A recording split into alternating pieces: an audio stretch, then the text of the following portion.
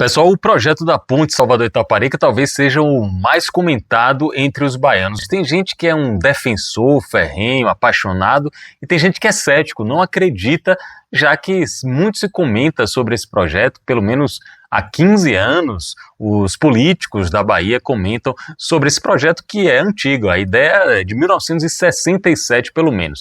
Agora presta atenção num detalhe, na entrevista aqui no estúdio da Antena 1, no Linha de Frente, o secretário do Meio Ambiente do Estado da Bahia deu data para ele fazer todo o processo, o trâmite de liberação para começar a obra, e mais do que isso, ele falou sobre o crescimento populacional da região.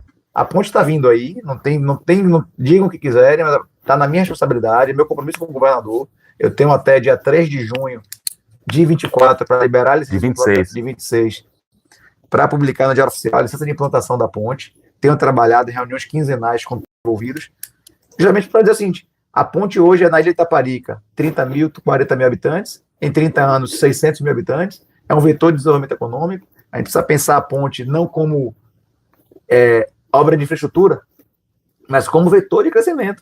Vai aumentar a metrópole, né? É uma nova metrópole. Você vai estar a 13 quilômetros do comércio da cidade de Salvador. Então, isso tem que ser feito. Interessante isso que Eduardo falou. São 30 mil habitantes na região, mas vai multiplicar por 30, né? Vai multiplicar por 20, 600 mil habitantes.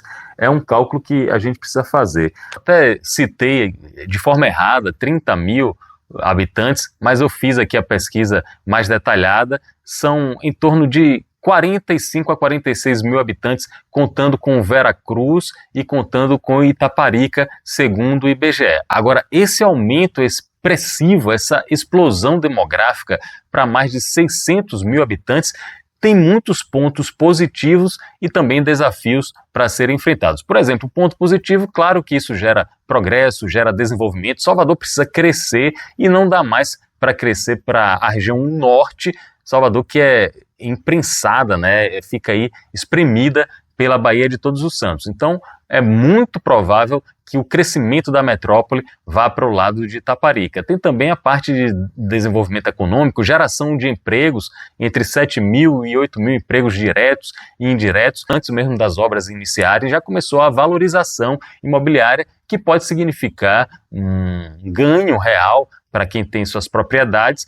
Também tem seus alertas com relação à possibilidade de especulação. Agora, principalmente, os pontos e desafios que a gente precisa prestar atenção. Por exemplo, falta de infraestrutura. Ainda hoje se comenta muito sobre questões de abastecimento de água na região da ilha, tanto em Veracruz quanto em Itaparica, principalmente na alta temporada, na temporada de verão. Isso com uma população em torno de 46 mil, que aumenta aí no período de verão, mas imagine com 600 mil habitantes o quanto de dificuldade, água e energia para abastecer. A infraestrutura como um todo, mobilidade, tudo que diz respeito a serviços públicos, tudo isso tem que ser muito bem pensado e planejado antecipadamente para que esse crescimento não se torne apenas um inchaço. E outro detalhe, os antropólogos, sociólogos falam de processos como esses são associados ao que se chama gentrificação. Gentrificação é um nome técnico para uma expulsão das comunidades que são originárias do local. Por exemplo, eu posso falar dos quilombolas, posso falar dos terreiros de candomblé, marisqueiras e pescadores. Será que dentro desse processo tem um cuidado com esse segmento populacional? Tudo isso tem que ser pensado antes, tem que ser refletido. É por isso que a sociedade, muito mais do que disputa política de A ou B, muitas vezes os questionamentos em relação à ponte têm interesse político, mas a sociedade precisa se apropriar disso por antecipação. Já pensamos a respeito disso?